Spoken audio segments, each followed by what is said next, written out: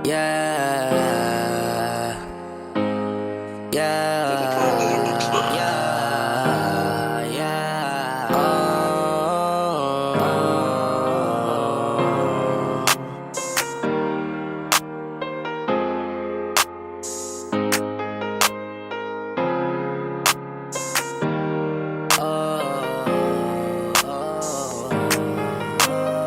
Di ko pa man natutupad mga gusto nyo.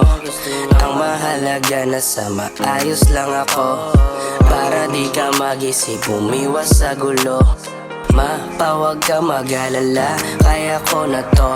Inaamin ko na madami din naman ako kamalian, dahil sa kuryosidad ko, lahat ay sinubukan ko. Dinaanan na mali sinundan ko, paano ba naman sa kanalakihan ko? Di maiwasan ng tukso, kaliwat kanan madamo at mabato. Pag natalisod ka sa bitag ay hulog ka na, kasiyahang inakala ka pahamakan pala.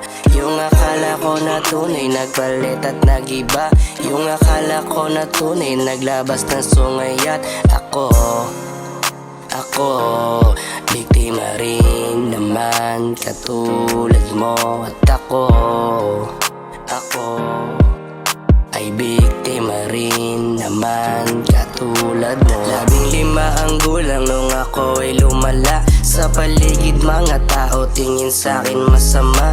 Mga mali na gawain normal sa'king paningin. Napagtanto na ito ang realidad na dapat harapin. Gusto ko sumalong at sa mga nakagawian, kilo-kilong bisyo na sa aking harapan.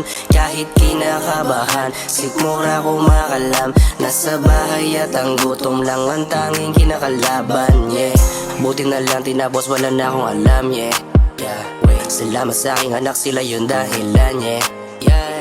Kaya may direksyon ng buhay ko ngayon, kaya may dahilan ng pagsisipag ngayon. Natalisod ka sa bitag ay hulog ka na, kasiyahang inakala ka pahamakan pala.